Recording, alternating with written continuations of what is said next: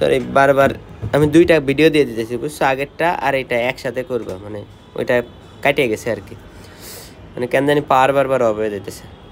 তাহলে এই যে এখানে সে সাম্য অবস্থান তৈরি করলো, তাহলে এই যে সাম্য অবস্থান যখন তৈরি করলো, এর উপর যদি তুমি একটা নিচের দিকে টান বল দাও, তাহলে বল দিলে তার কি হবে, সাম্য অবস্থা থেকে একটা সরণ হবে না স্প্রিংটার। ধরলাম সাম্য অবস্থা থেকে তার সরণের পরিমাণ হচ্ছে এক্স। তাহলে সে যেহেতু সামনের দিকে আসতে চাচ্ছে এবং স্প্রিংটা কী করছে, বিপরীত দিকে বল দিচ্ছে, তাই না? তাহলে তুমি দেখো যতই সামনের দিকে আনতে চাও, স্প্রিং কিন্তু বিপরীত দিকে তত বেশি বল দিতে থাকে। তাহলে তুমি যখন স্প্রিংটাকে ছেড়ে দিবা, দেখো আস্তে আস্তে আস্তে আস্তে আস্তে আস্তে সে সাম্য অবস্থায় যাবে, সাম্য অবস্থান থেকে সে আবার উপরে যাবে, এরকম করে করে সে উপর নিচে দুলতে থাকবে। তাহলে এই যে বিস্তার পয়েন্টে, বিস্তার অবস্থায় তার বেগ হবে কত, শূন্য হবে। কেন বেগ শূন্য হবে, কারণ এইখানে এসে তো সে একটু হলেও স্থির হয়েছে, আবার সামনের দিকে গেছে। বেগ যদি শূন্য হয় এবং এখানে তার ত্বরণ হবে ম্যাক্সিমাম। সিমিলারলি সাম্য অবস্থানে তার বেগ হবে সর্বোচ্চ, ত্বরণ হবে কি একদম সব থেকে কম অথবা জিরো হবে। তাহলে এখন আমরা এখান থেকে বেগের সমীকরণ বের করব, ত্বরণের সমীকরণ বের করব, সর্বোচ্চ বেগ বের করব, সর্বনিম্ন বেগ বের করব, তারপরে তোমার বিভব শক্তি বের করব, গতিশক্তি বের করব, টোটাল শক্তি বের করব। তাহলে এই কয়েকটা জিনিস যদি আমি জানতে পারি এবং এর দুই একটা অঙ্ক আমি করে দেবো, সেগুলো যদি জানতে পারি তাহলে মোটামুটি এই অধ্যায়ের আর কিছু লাগবে না আশা করি। তো এখন আসি আমি বেগ নির্ণয় করা শিখব, যে বেগ নির্ণয় খুব মনোযোগ দিয়ে দেখবা। আমি এক্স ইকুয়াল টু কী জানি, A sine omega T plus del. তাহলে আমি এক্সকে যদি সময়ের সাপেক্ষে একবার অন্তরীকরণ করি, যে ডি ডিটি অফ এক্স, তাহলে আমার কি পাই, বেগ পাই। তাহলে এটা হচ্ছে আমাদের বেগ। তাহলে বেগ ভি সমান আসলে লিখতে পারি D D T of X. X মানে কি, A sine omega T plus del. তাহলে দেখো সময়ের সাপেক্ষের অন্তরীকরণ, ধ্রুবকটা স্থির থাকবে, সাইনের অন্তরীকরণ কি, cause omega t plus del. কাকে এক্স বলছি, ওমেগা টি প্লাস ডেলকে, তার ডিফারেন্সিয়েশন কি, শুধু ওমেগা। তাহলে এখান থেকে আমি পাই কি, এ omega cause omega t plus del. তাহলে এটাই হচ্ছে আমাদের একটা সূত্র, চাইলে তুমি মুখস্থ রাখতে পারো। তাহলে আসি এখান থেকে আমি আরও কিছু সূত্র আনতে পারি। ভি সমান লেখা যায় এ ওমেগা ইন্টু, দেখো এরকম লেখা যায় root over cos square omega টি প্লাস ডেল। কেন, এই যে স্কোয়ার রুট কাটা দিলে আবার যা আছে তাই থাকবে। তাহলে a omega root over cos square theta মানে কি, 1 মাইনাস সাইন স্কোয়ার ওমেগা টি প্লাস ডেল, তাই না? তো দেখো এখান থেকে আমি এই জিনিসটা লিখতে পারি যে এক্স ইকুয়াল টু, আমি কি সূত্র জানি, A sine omega T plus del. তাহলে sine omega T plus del equal to কি লেখা যায়, এক্স ডিভাইডেড বাই এ। তাহলে সেটা তুমি বসাই দাও। তাহলে এখান থেকে আসে a omega root over 1 minus x square, sorry কেটে দেয়, x square by a square. এখান থেকে তুমি আলটিমেটলি যোগ বিয়োগ গুণ ভাগ করে এরকম একটা সূত্র পাবো, V equals to omega root over A square minus x square. তাহলে এইটাও আমাদের বেগ নির্ণয়ের আরও একটা ফর্মুলা বা সূত্র। তাহলে কোনটা কখন কাজে লাগবে, যখন আমার সময় দিয়ে দিবে। দেখো যেহেতু টাইম আছে, তাহলে সময় বলে দিলে আমার এই সূত্র খাটাবা, আর সময় বলা না থাকলে আমি এই সূত্রটা খাটাবো। তাহলে আমি কিন্তু আগের একটু কনসেপ্টে বলছিলাম যে বেগ কখন সর্বোচ্চ হবে, কখন সর্বনিম্ন হবে। তা আমরা জানি সাম্য অবস্থায় বেগটা হয় সর্বোচ্চ। তাহলে সাম্য অবস্থায় বেগ কী হবে, সাম্য অবস্থায় বেগ সর্বোচ্চ হবে। তাহলে সাম্য অবস্থায় সরণ কত, সরণ হবে এক্স ইকুয়াল টু 0। তাহলে ম্যাক্সিমাম ভেলোসিটি এটা আমার কত আসবে, বসাও omega root over A square minus 0 square. তাহলে ভি ম্যাক্স কত হবে, ভি ম্যাক্স হবে আমার এ ইন্টু ওমেগা। খুবই ইম্পর্টেন্ট সূত্র, সর্বোচ্চ বেগ নির্ণয়ের সূত্রটা মুখস্থ রাখবা, সবগুলোই মুখস্থ রাখতে হবে, এটা বেশি ইম্পর্টেন্ট। তাহলে সর্বোচ্চ বেগ আমি কীভাবে বের করব, তার বিস্তারের সাথে কৌণিক কম্পাঙ্ক গুণ করব। তাহলে ভি মিনিমাম, সর্বনিম্ন বেগটা কত হবে, সর্বনিম্ন বেগটা হবে যখন এক্স ইকুয়াল টু এ হবে, একদম বিস্তার পয়েন্টে। তাহলে ভি মিনিমাম সমান আমি কি লিখতে পারি, omega root over A square minus x স্কোয়ারের জায়গায় আবার এ স্কোয়ার লেখা যায়, তাহলে সেটা হবে কত, আলটিমেটলি 0 হবে। বুঝতে পারছি? তো এখন আমার যদি বলে গতিশক্তি বের করো, তা আমি গতিশক্তি নির্ণয় সূত্র কি জানি, গতিশক্তি নির্ণয়ের সূত্র জানি আমি half into M V square, তাই না? তা ভি এর মান বসাই দাও, বসাই দিলে কি আসে, half into m omega square into a square minus x square. দেখো একটু আগে আমরা সূত্র দেখছিলাম যে ওমেগা স্কোয়ার সমান কে বাই এম, তাহলে এখান থেকে কে সমান কি লেখা যায়, এম ওমেগা স্কোয়ার। তা তুমি যদি এখন বসাই দাও তাহলে হাফ ইন্টু এই যে এম ওমেগা স্কোয়ার মানে কে, এটাকে লেখা যায় কি এ স্কোয়ার মাইনাস এক্স স্কোয়ার। এটাই হচ্ছে আমার গতিশক্তি নির্ণয়ের সূত্র। এখন তোমাকে আরও একটা জিনিস বের করতে বলতে পারে যে গতিশক্তি সর্বোচ্চ হবে কখন, সর্বোচ্চ গতিশক্তি খুবই ইম্পর্টেন্ট, সর্বোচ্চ গতি শক্তি অর্থাৎ ইকে ম্যাক্সিমাম, ইকে ম্যাক্স কী হবে, যখন বেগ সর্বোচ্চ তখনই গতিশক্তি সর্বোচ্চ। তাহলে half into M V square, তাহলে বেগ যখন ম্যাক্সিমাম ভি ম্যাক্স তখন আমার গতিশক্তিও কী হবে, সরি সর্বোচ্চ আমি পাবো। তাহলে হাফ ইন্টু ভি ম্যাক্স নির্ণয় সূত্র কি জানি, এ ওমেগা, তাহলে এটা হবে কি এ স্কোয়ার ওমেগা স্কোয়ার। তাহলে বলে এম ওমেগা স্কোয়ার মানে কি কে লেখা যায়, তাহলে half into k a square. তাহলে এটাই হচ্ছে আমার সর্বোচ্চ গতিশক্তি নির্ণয়ের সূত্র। তা আসি, তাহলে গতিশক্তি সর্বোচ্চ কোথায় পাবো, সাম্য অবস্থানে পাবো। এখন আমি আসি যে ত্বরণ নির্ণয়ের ক্ষেত্রে আমরা বেগের সূত্র কি জানি যে a omega cause omega t plus del.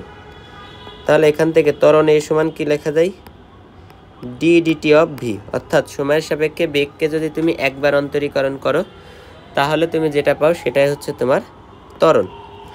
এখান থেকে তুমি এরকম লিখতে পারো যে এ ওমেগা কজ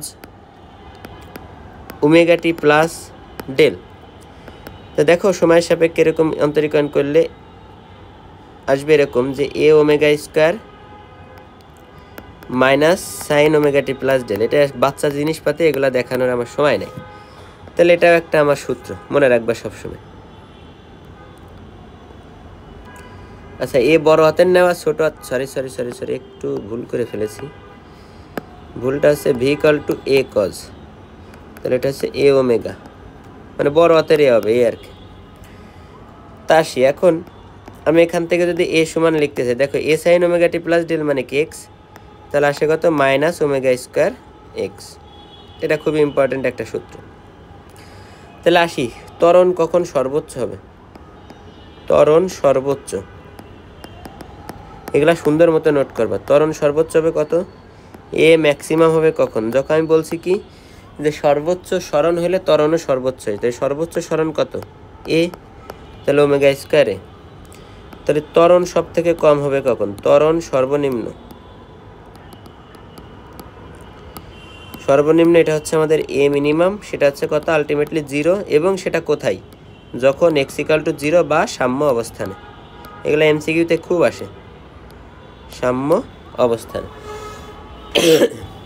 তা আমি এখান থেকে বিভব শক্তি নির্ণয় সূত্রটাও লিখতে পারি যে আমার বিভব শক্তি সবসময় কি জানি সূত্রটা শিখছিলাম যে বিভব শক্তি হচ্ছে ইপি সমান হাফ কে এক্স স্কোয়ার, অর্থাৎ এক্স হচ্ছে কি সাম্য অবস্থান থেকে সরণ। তাহলে আমাদের এখন আরও বলতে পারে যে মোট শক্তি কত, মোট শক্তি।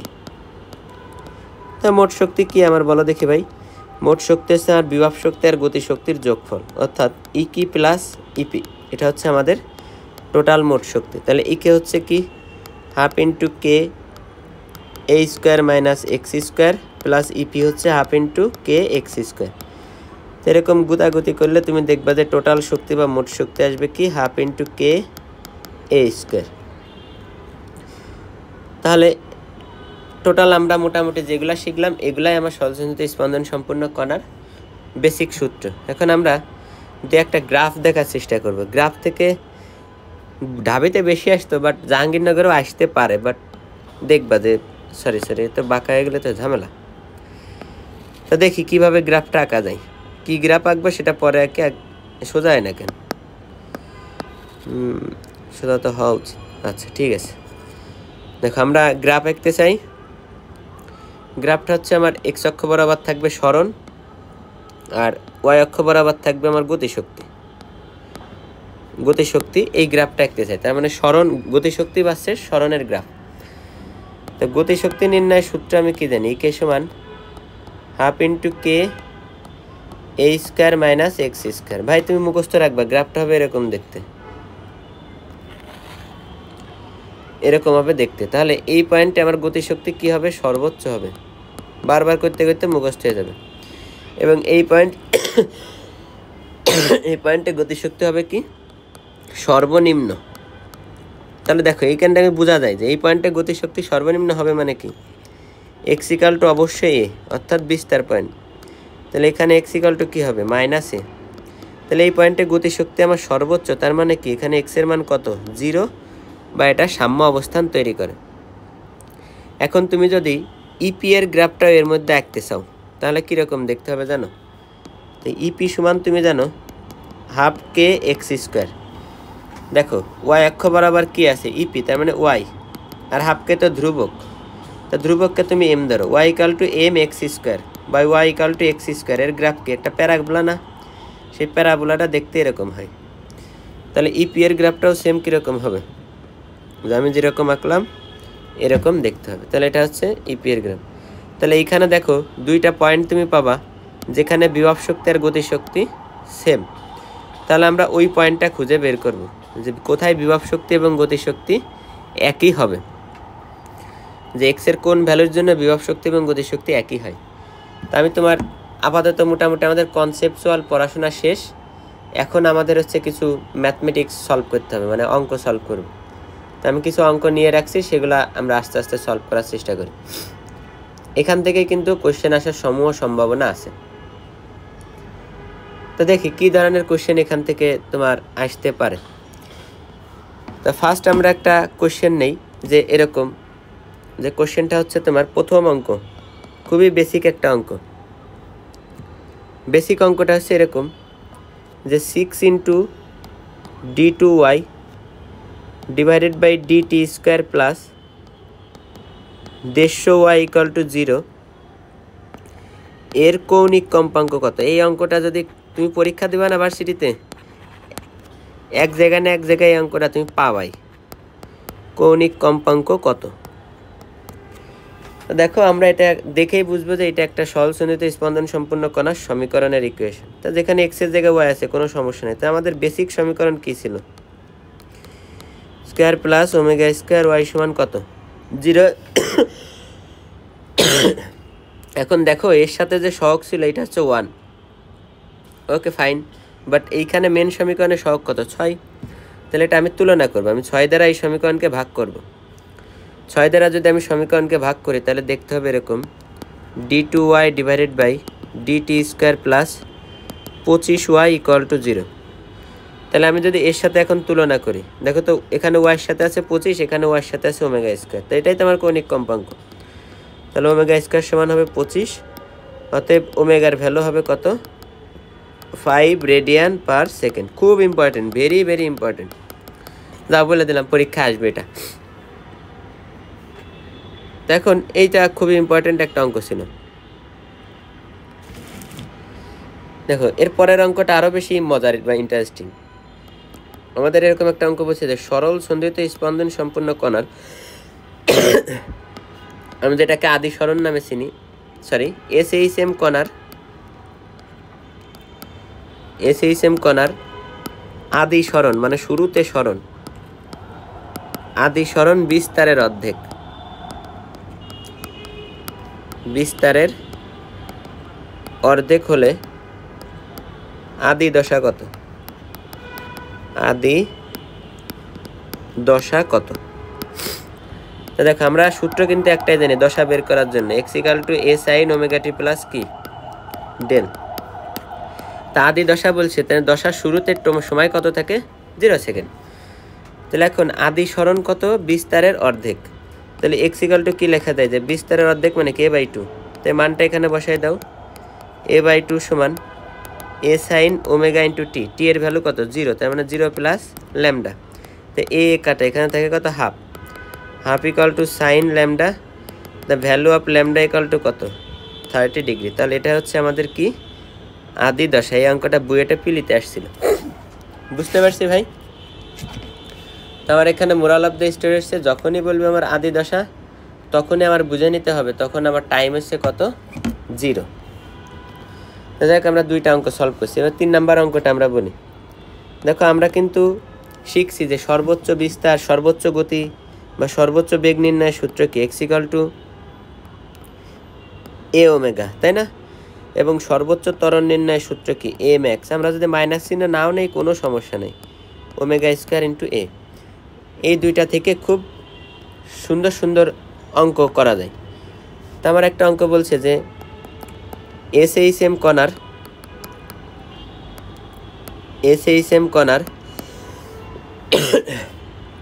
সর্বোচ্চ ত্বরণ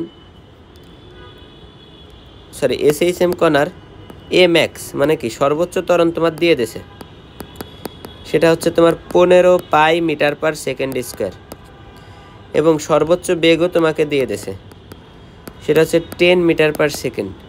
এখন তোমাকে বলছে যে পর্যায়কাল বা টি বের করো। পর্যায়কাল কত? পর্যায়কাল সমান হট। তাহলে দেখো আমরা ওমেগা সমান কি জানি? ওমেগা সমান জানি 2 পাই ডিভাইডেড বাই টি। তাহলে ওমেগা যদি বের করতে পারি খেল খতম। তাহলে দেখো সর্বোচ্চ ত্বরণ বের করার সূত্র কি? ওমেগা স্কোয়ার এ সমান লেখা যায় 15 ইন্টু পাই, দিস ইজ 1 নং ইকুয়েশন। সর্বোচ্চ বেগ এ সমান দেওয়া আছে 10, এটা হচ্ছে 2 নং ইকুয়েশন। তাহলে তুমি দুইটাকে যদি ভাগ করে দাও তাহলে omega square A divided by A omega, এটা সমান হচ্ছে 15 পাই ডিভাইডেড বাই 10। তাহলে এ কাটা, এখান থেকে ওমেগা সমান কি লেখা যায়? দেখো 2 দ্বারা যদি ভাগ করি তাহলে 3 পাই ডিভাইডেড বাই 2, এটা হচ্ছে আমার ওমেগার মান। এখন তুমি টাইম টি বের করতেছে, টি ইকাল টু কত 2 pi divided by omega. Omega মানে কত 3 পাই বাই 2। তাহলে 2টা উপরে চলে গেলে কি হবে 4 পাই ডিভাইডেড বাই 3 পাই। তাহলে পাই পাই কাটা, ওদের টাইম টি কি আসে 4/3, দ্যাট মিনস 1.5 সেকেন্ড। তাহলে এটাই হচ্ছে আমাদের কি যে কয়েকটা সুন্দর সুন্দর অঙ্ক। তো তুমি এই জিনিসগুলা দেখবে যে কোশ্চেন ব্যাংকে এগুলা খুব বেশি পরিমাণে আসে। তো যেগুলা বেশি পরিমাণে আসে সেগুলা তুমি বেশি বেশি সলভ করো। তোমার আয়রা ছবি মুভি আমার দিবার কইছি, তুমি কইছি না যে ভাই পড়াশোনা করবা, ঠিক আছে? দেখো তো আমি এখন যে অঙ্কটা নেব সেটা খুব ইম্পর্টেন্ট একটা অঙ্ক। আমরা একটা গ্রাফ দেখছিলাম এরকম, যে গ্রাফটা দেখতেছিল এরকম যে সরণ ভার্সেস গতিশক্তির গ্রাফ হচ্ছে এরকম দেখতে, যেখানে এটা হচ্ছে x equal to a, x equal to minus a, এবং সরণ ভার্সেস বিভব শক্তির গ্রাফটা হচ্ছে এরকম দেখতে। তো 2 পয়েন্ট, এমন কিছু পয়েন্ট আছে যে পয়েন্টে বিভব শক্তি আর গতিশক্তি সমান হয়। তাহলে আমরা ওই পয়েন্টের সরণটাই বের করবো যে এক্স ইকাল টু কত। এই মানটা মুখস্থ রাখবে, এই মানটা তুমি যে কোনো একটা অ্যাডমিশন টেস্টে পাবাই। তা আমরা চাচ্ছি যে বিভব শক্তি আর গতিশক্তি সমান ধরে বের করতে চাই যে কোথায় সমান হয়। তা বিভব শক্তি নির্ণয়ের সূত্র কি হাফ কে এক্স স্কোয়ার, গতিশক্তি নির্ণয়ের সূত্র কি half K into a square minus x square. তা আমি চাচ্ছি এক্সের ভ্যালুটা বের করতে, তাহলে হাফ ইন্টু কে কে কাটা, তাহলে এখানে এক্স স্কোয়ার সমান কি আসবে a square minus x square. X square এই পাশে আসলে 2x স্কোয়ার সমান এ স্কোয়ার। এখান থেকে এক্স স্কোয়ার লেখা যায় কত এ স্কোয়ার বাই 2। তাহলে এক্স ইকালটা আমি কি লিখতে পারি plus minus A divided by √2। খুবই ইম্পর্টেন্ট মান মুখস্থ রাখবা। তাহলে তোমার এই ধরনের সম্পর্ক দিয়ে বিভিন্ন অঙ্ক কিন্তু আসতে পারে, বুঝছি? তোমার আসতে পারে যে এক্স ইকাল টু কত হলে এক্স ইকাল টু কত হলে গতিশক্তি বিভব শক্তির দ্বিগুণ হবে, গতিশক্তি বিভব শক্তির 3 গুণ হবে, গতিশক্তি মোট শক্তির অর্ধেক হবে। তাহলে এই জিনিসগুলো তুমি কিন্তু সলভ করতে পারবে আশা করি। তো যদি আমাদের এগুলা হয়ে থাকে, এখন আমরা আমাদের লাস্ট পড়া সেটা হচ্ছে সরল দোলকে চলে যাব। সরল দোলক, এই সরল দোলক থেকে খুবই ন্যানো কোশ্চেন আসে, মানে খুবই কম পরিমাণ কোশ্চেন আসে, বাট ইসে কিন্তু অনেক বেশি কোশ্চেন আসে। ওই আগে যে পড়াটুকু পড়াইলাম না, সেগুলো তুমি অপু ভাইয়ের বই থেকে জাস্ট খালি এমসিকিউ টাইপের অঙ্কগুলো করবা, আর ভার্সিটি কোশ্চেন ব্যাংক থেকে এমসিকিউ টাইপের সব কোশ্চেনের অঙ্কগুলো করবা, দেখবে যে আমি যা পড়াইছি এর বাইরে কিছু নাই। তাহলে আমরা একটা সরল দোলক দেখছিলাম, যে সরল দোলকের একটা কার্যকর দৈর্ঘ্য একটা ভরের সাথে ঝুলানো থাকবে, তাকে আমি সরণ ঘটাবো এবং এর কৌণিক সরণ সর্বোচ্চ কত হতে পারবে? 4 ডিগ্রি। আমি বারবার বলতেছি 4 ডিগ্রির বেশি বা কম হতে পারবে। এটা হচ্ছে এর বিস্তার পয়েন্ট, এটা হচ্ছে সাম্য অবস্থান।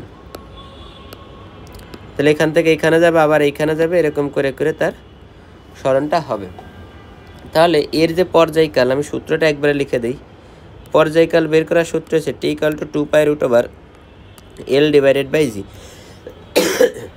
আশা করি তুমি এই সূত্রটা জানো। এখান থেকে আমার শেখার বিষয় আছে এই যে T প্রপোর্শনাল টু √L, তার মানে সেই কথাটার বাংলা অর্থ হচ্ছে এখান থেকে এই যে রিলেশন থেকে খুব ইম্পর্টেন্ট, এখান থেকে কোশ্চেন আসেই। তুমি এই পাহাড়ের উচ্চতা এগুলো তো রিটেনে আসে, বাট এমসিকিউতে এইগুলো আসে। তার মানে আমি যদি এর বাংলা এক্সপ্রেশন দিই, তাহলে এরকমভাবে দেখতে যে কোনো সরল দোলকের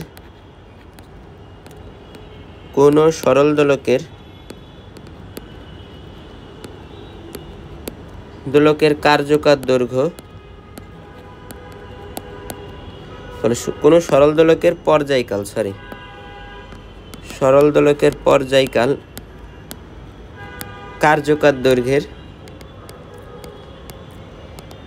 কার্যকর দৈর্ঘ্যের বর্গমূলের সমানুপাতিক।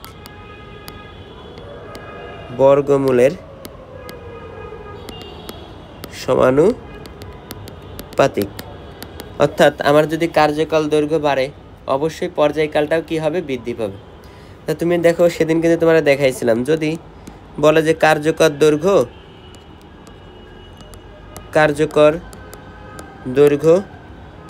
4 গুণ করা হলে পর্যায়কাল কত হবে?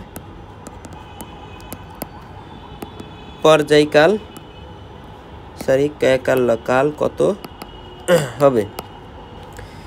আর একটা কোশ্চেন করলাম যে কার্যকর দৈর্ঘ্য 4 গুণ বৃদ্ধি করা হলে, দৈর্ঘ্য 4 গুণ বৃদ্ধি করা হলে পর্যায়কাল কত হবে? এখন তুমি বলতে পারো যে দুইটার মিনিং একই না, তা আমরা প্রথমটা সলভ করার চেষ্টা করি। প্রথমটা কি বলছে? যে কার্যকর দৈর্ঘ্য 4 গুণ করা হলে, ধরো আগে ছিল 4 কার্যকর দৈর্ঘ্য L, এত বড় দিলাম কে? তো এখন তুমি পরবর্তীতে কি করছো? 4 গুণ করছো, তার মানে হয়েছে কত? 4L। তাহলে আমরা পর্যায়কালের সাথে সম্পর্ক যদি জানি √L, তাহলে 4টা জাস্ট এখানে বসাই দাও, তাহলে T প্রপোর্শনাল টু √4, তার মানে আসে কত? 2 আসে না? তাহলে পর্যায়কাল কত গুণ বৃদ্ধি পাবে? পর্যায়কাল কত হবে? দ্বিগুণ হবে। বাট যদি বলে যে কার্যকর দৈর্ঘ্য 4 গুণ বৃদ্ধি করা হলো, তার মানে ওর আগে ছিল L, তার সাথে আবার 4 গুণ বৃদ্ধি করা হলো, তার মানে কত আসে? Total 5L। তাহলে এখন পর্যায়কাল কত গুণ বৃদ্ধি পাবে বলো? সেটা কত? যে রুটের ভিতর 5 দিয়ে দেবো, তার মানে √5 গুণ। এই জিনিসটা আমার মাথায় রাখতে হবে। এখন আসি, T এর সাথে G এর একটা সম্পর্ক আছে। আমরা জানি কি T=2π√L/g। এখন এই যে L ভার্সেস G স্কয়ারের একটা গ্রাফ আছে, খুবই ইম্পর্টেন্ট। L ভার্সেস G স্কয়ারের একটা গ্রাফ, নাকি T ভার্সেস G স্কয়ারের একটা গ্রাফ বলো তো? L versus G স্কয়ারের, G square versus L এর একটা গ্রাফ আছে। বারবার খালি ভুল পড়াচ্ছি। G স্কয়ার ভার্সেস L এর একটা গ্রাফ আছে, এটা অপু দাদার বই থেকে দেখে নিবা। খুব সম্ভবত এরকম সরল রেখে খাই,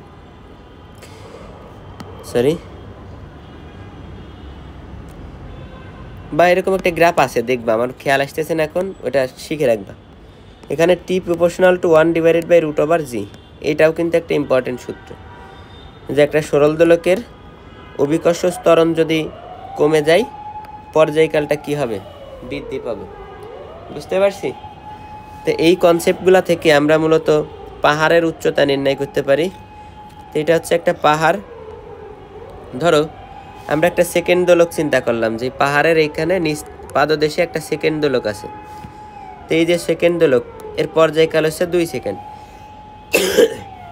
যাক, তুমি সেকেন্ড দোলকের কার্যকর দৈর্ঘ্যটা মুখস্থ করবা, খুব সম্ভবত 0.993 মিটার, একটু বই থেকে দেখে নেবা। তো যাই হোক, এখন এই পয়েন্ট থেকে তুমি ধরো এই পয়েন্টে সেকেন্ড দোলকটাকে আনলে, তাহলে এখনও কি এর পর্যায়কাল 2 সেকেন্ড হবে? না, হবে না, এর পর্যায়কাল কিছুটা পরিবর্তিত হবে। তো ধরলাম সেই পরিবর্তিত পর্যায়কাল হচ্ছে আমার কত, টি ড্যাশ। তাহলে কেন পরিবর্তন হচ্ছে? কারণ আমরা দেখতেছি কি যে একটা নির্দিষ্ট উচ্চতায় আমি চলে যাচ্ছি। তাহলে এইখানকার আমার জি ছিল জি, বাট এইখানে জিটা আমার কী হয়ে যায়, চেঞ্জ হয়ে জি ড্যাশ হয়। তা আমরা আগের অধ্যায়ে তো দেখছি যে জি ড্যাশ সমান কী জানি, r divided by r plus এইচের হোল স্কোয়ার ইন্টু জি। তাহলে এখান থেকে আমি জিটাকে যদি এই পাশে নিয়ে আসি, জি ডিভাইডেড বাই জি সমান কী আসে, r divided by r plus এইচের হোল স্কোয়ার। এখান থেকে লেখা যায় কি, উল্টায় দাও, g divided by g dash সমান r plus H divided by r তার হোল স্কোয়ার। এটাকে আবার এই পাশে নিয়ে আসলে রুট হয়ে যায়। তাহলে আপাতত এতটুকু মাথায় রাখি। দেখো আমি কিন্তু টি এর সাথে, আরে আল্লাহ রে, আমি কিন্তু টি এর সাথে জি এর একটা সম্পর্ক দেখছি, টি ইকুয়াল টু 1 ডিভাইডেড বাই জি, মানে 1 ডিভাইডেড বাই রুট ওভার জি, একই কথা। তার মানে T1 ডিভাইডেড বাই T2 সমান কি লেখা যায়, root over G2 divided by G1, স্বাভাবিক। তাই আমি যদি এইটা লিখি যে T dash divided by T সমান কি হবে বলো, root over G divided by G dash, G divided by G dash মানে কি, R plus H divided by R. খুবই ইম্পর্টেন্ট সূত্র, উপদাদার বইতে দেখবা আছে এই সূত্রটা। এবং আমরা এখন দেখব যে একটা সরল দোলক দ্রুত চলবে কখন, একটা সরল দোলক ধীরে চলবে কখন। তাই লিখি যে একটি সরল দোলক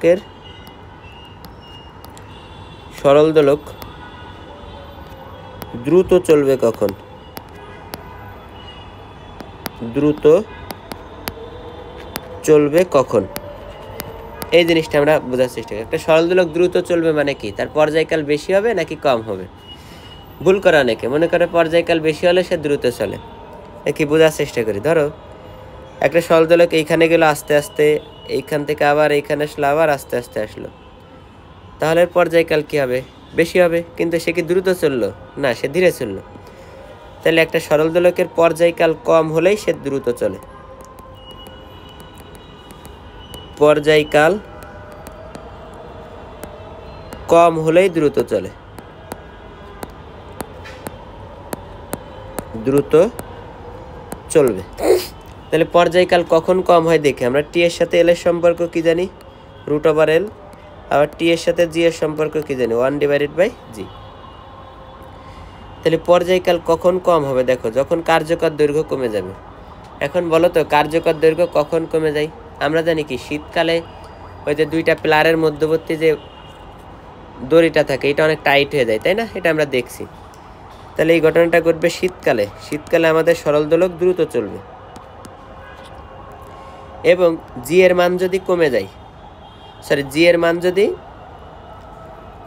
মান যদি কমে তখন কি হবে, টি বেড়ে যাবে, তার মানে পর্যায়কাল কম হবে। বাট জি এর মান যদি বেড়ে যায় তখন টিটা কি হয়ে যাবে, কমে যাবে। আর কমে গেলেই তখন সে কি চলবে, দ্রুত চলবে। বুঝছি? এখন আসি তাহলে গ্রীষ্মকালে বা সামার সিজনে কি হবে, summer t proportional to root over l. দেখো দৈর্ঘ্য বাড়বে, কার্যকর দৈর্ঘ্য বাড়বে,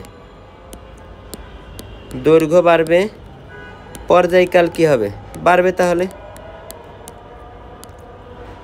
পর্যায়কাল বাড়বে। আর যদি পর্যায়কালও বাড়ে তাহলে অবশ্যই কি ঘটনা ঘটবে বলো তো, ঘড়ি ধীরে চলবে, যেটা একটু আগে আমি বোঝালাম, ধীরে চলবে। এখন তোমাকে একটা ইম্পর্টেন্ট টপিক পড়াই। আমরা জানি কি যে একটা সেকেন্ড দোলকের পর্যায়কাল হচ্ছে 2 সেকেন্ড। ওকে, গুড।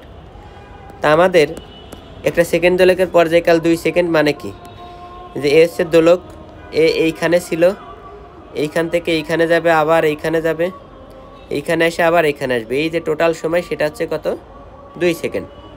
দেখো এই এ পয়েন্ট থেকে তাহলে তার বি পয়েন্টে যেতে যে সময় লাগে সেটা অবশ্যই কত সেকেন্ড, 1 সেকেন্ড। আবার বি পয়েন্ট থেকে এ পয়েন্টে যেতে তার কত সময় লাগে, 1 সেকেন্ড। তাহলে টোটালটাই তো আমার পর্যায়কাল নাকি। তাহলে এখান থেকে এইখানে গেল, এখান থেকে এইখানে গেল, এই পুরাটাকে বলা হয় একটা পূর্ণ দোলন। তা যদি বলি যে শুধু এ থেকে বিতে গেল তাহলে এটা একটা অর্ধ দোলন, আবার শুধু বি থেকে এতে গেল এটা একটা কি অর্ধ দোলন। তাহলে আমি বলতে পারি না যে একটি পূর্ণ দোলনের সময় 2 সেকেন্ড হলে তাকে সেকেন্ড দোলক বলে। একটি পূর্ণ দোলনের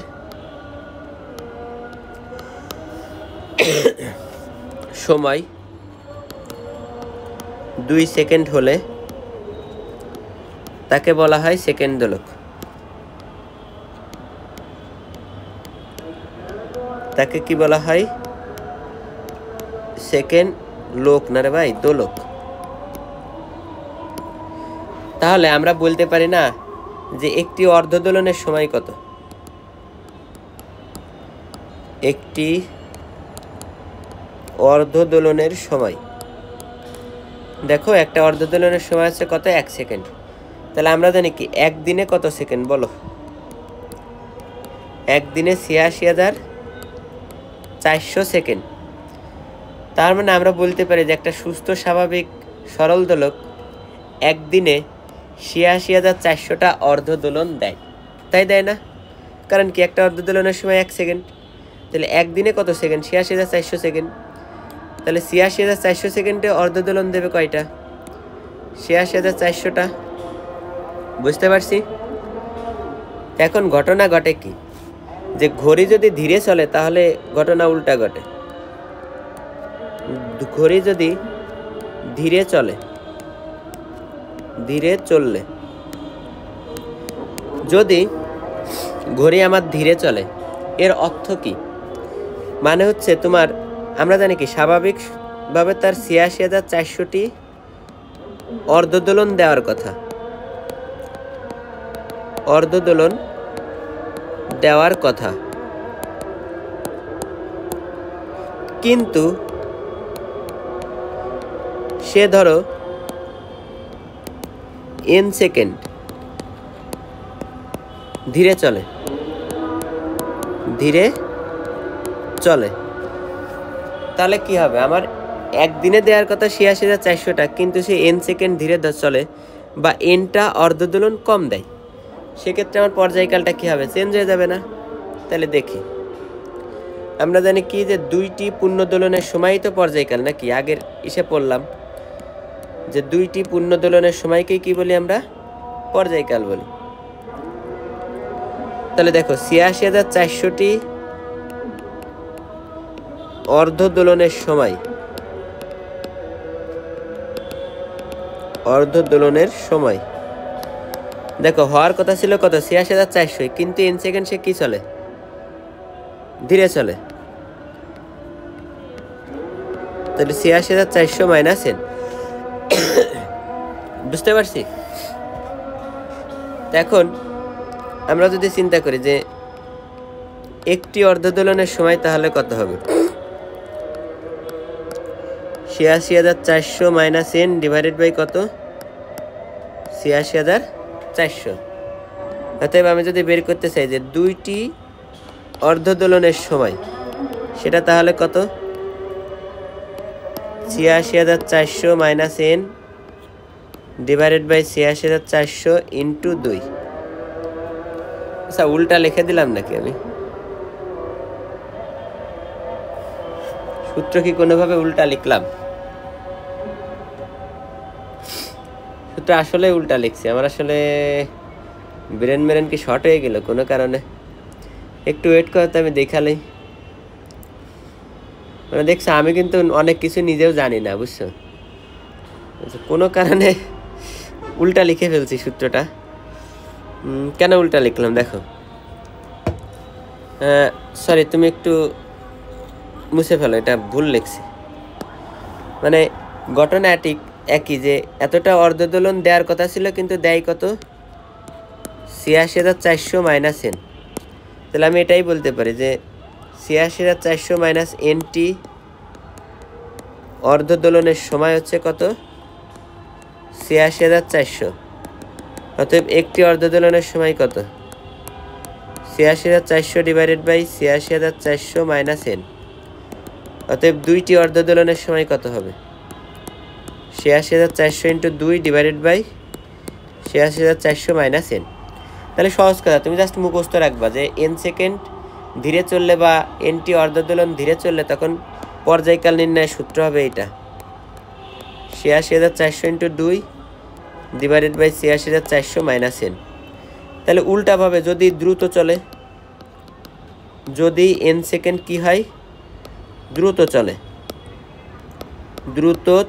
তাহলে n সেকেন্ড দ্রুত চললে টি ড্যাশ কী হবে? জাস্ট খালি যোগ হবে ৮৬,৪০০ ইন্টু 2 ডিভাইডেড বাই কী হবে? ৮৬,৪০০ প্লাস n।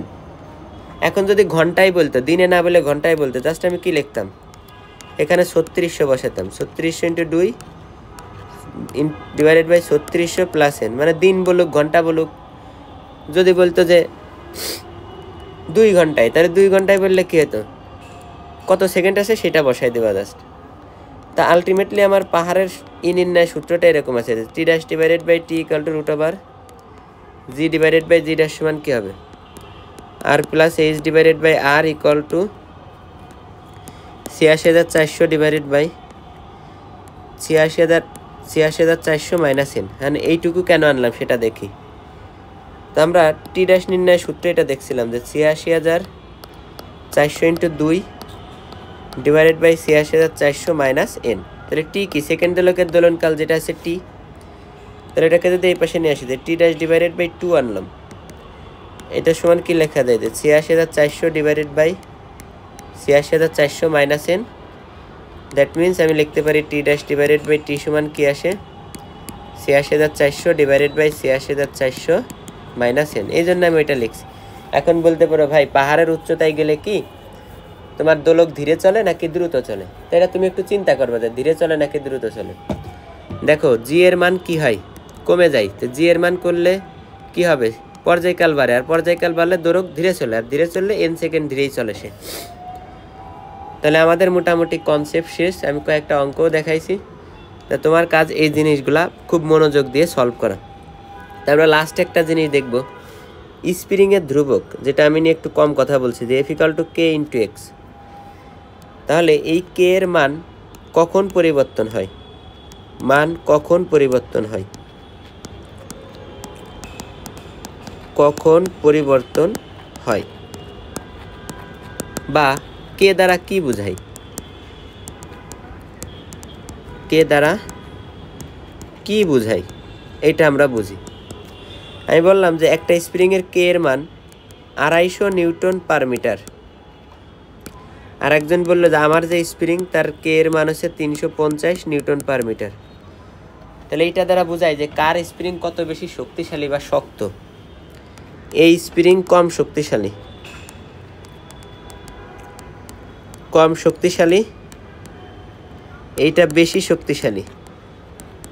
এবং এর আরও একটা বৈশিষ্ট্য আছে, এইটা স্মরণ ঘটানো সহজ। এর স্মরণ ঘটানো কি? সহজ। বাট এর স্মরণ ঘটানো কি?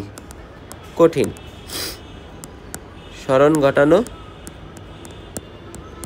কঠিন। আরও একটা জিনিস এখানে হয় যে এটা চিকন হয়, এটা চিকন, এটি কি তোমার মতো মোটা।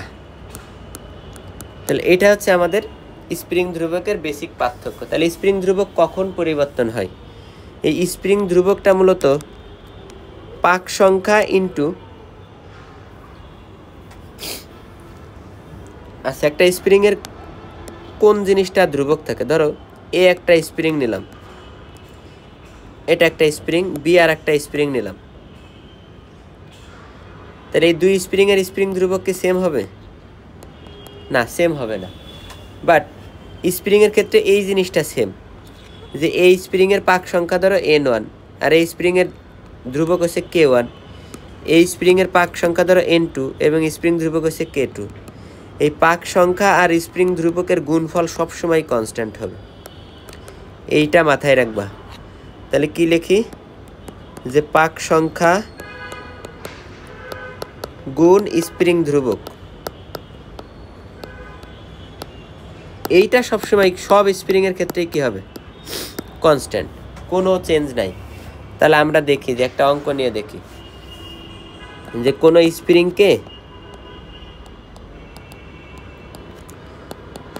স্প্রিংকে কেটে দুই টুকরো করা হলো, কেটে অর্ধেক করা হলে তার স্প্রিং ধ্রুবক কত হবে? স্প্রিং ধ্রুবক কত হবে, খুব ইম্পর্টেন্ট। দেখুন, ধরো আমার কাছে একটা স্প্রিং ছিল, তাই আমি ধরলাম এর স্প্রিং ধ্রুবক হচ্ছে কে এবং এর পাক সংখ্যা হচ্ছে এন, মানে K1 N1। এখন তুমি কেটে অর্ধেক করছো, মানে কি, এর নতুন স্প্রিং ধ্রুবক হবে K2। তাহলে N2টা কি হবে, এর যে পাক সংখ্যা তার অর্ধেক, অর্থাৎ N1/2। তা আমি জানি কি, যে দুইটা স্প্রিংয়ের K1 N2 মানে কি, পাক সংখ্যা আর স্প্রিং ধ্রুবক, আর এই স্প্রিংয়ের স্প্রিং ধ্রুবক ইন্টু পাক সংখ্যা, এটা সবসময় কি থাকবে, সেম থাকবে। সরি, এটা আমি একটু সুবিধা করে দিই তোমার, K2 ইন্টু N2। তাহলে জাস্ট মান বসায় তুমি K2-র মান বের করবে। তাহলে এখানে K1 N1 সমান কী হবে, K2 ইন্টু N2 হচ্ছে কত, N1/2। তাহলে N1 N1 কাটা, তাহলে K2 সমান কি আসে, 2 ইন্টু K1। মানে হচ্ছে যে দ্বিতীয় যে স্প্রিং, তার স্প্রিং ধ্রুবক হবে প্রথম স্প্রিংয়ের দ্বিগুণ। তাহলে এই জিনিসটা কিন্তু আমার MCQতে ভালো ইম্পর্টেন্ট আছে। তাহলে আমি আশা করি পিরিয়ডিক মোশন অধ্যায়ের সব কিছুই পড়াই ফেলছি, তুমি এই জিনিসগুলো শেষ করবা বাসায়, হ্যাঁ।